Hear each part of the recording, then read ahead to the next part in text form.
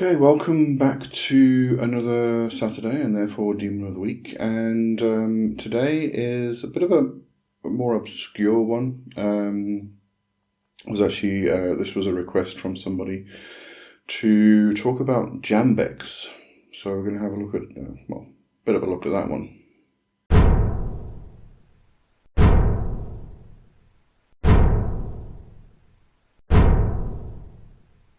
I'm Lee W. Johnson. Don't forget to subscribe or get more on Patreon.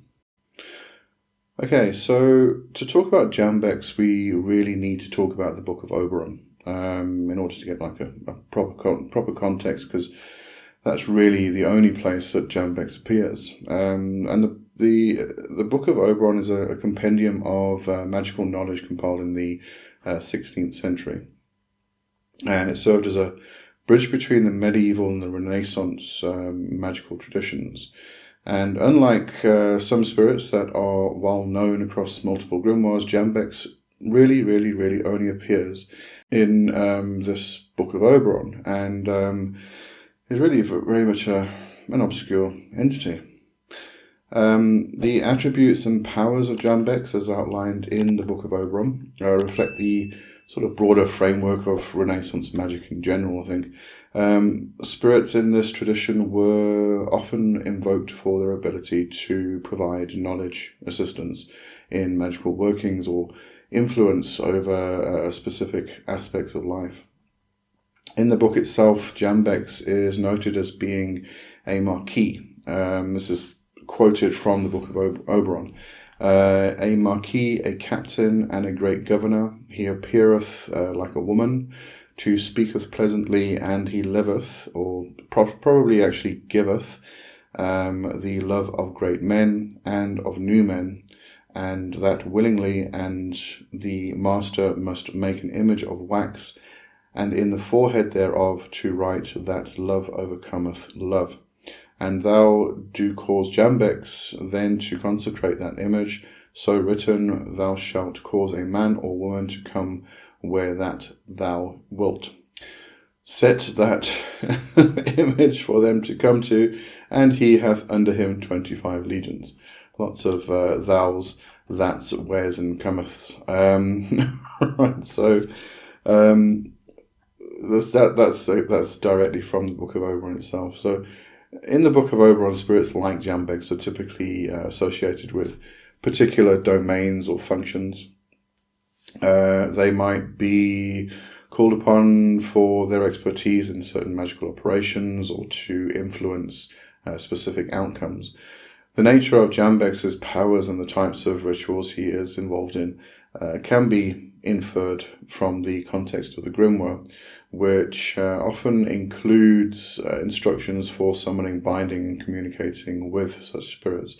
The process of invoking Jambex, as described in the Book of Oberon, follows the general pattern of Renaissance magical rituals.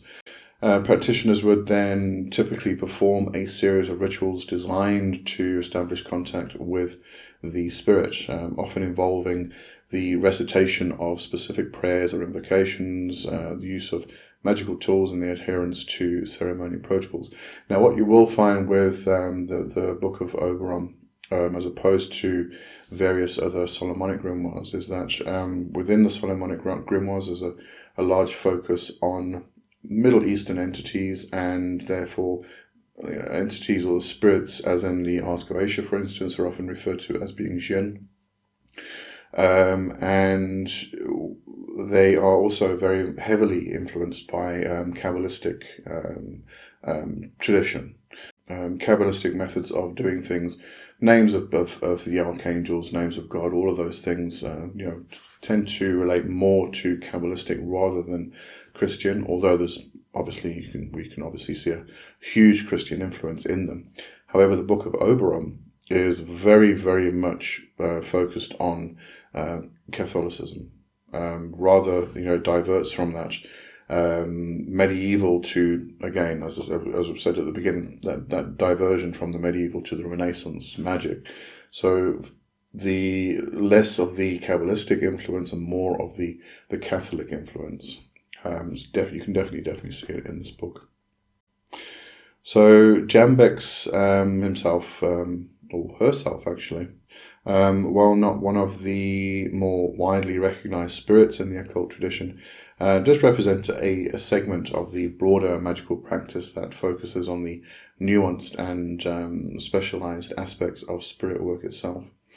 The study of such spirits provides insight into the diversity of entities that practitioners of the Renaissance period might have worked with, highlighting the complexity of their magical system. The inclusion of Jambex in the Book of Oberon underscores the depth and variety of the spirits considered relevant to magical practice. It reflects the era's fascination with categorizing and understanding the supernatural, as well as the intricate rituals developed to interact with these entities. And that really is Jambex. As I said, there's not very much to talk about in regards to Jambex, because Jambex really only appears in this one grimoire. But I think it's an interesting grimoire to read. The Book of Oberon is, as I said just now, whereas the Solomonic grimoires are more focused on what we may call Jinn, Book of Oberon actually starts to talk about these entities as being fairy. So yeah, the overlaps are quite interesting to see. All right, and that's it for this week. I will see you next time. Have a good one. Cheers for now. Bye bye.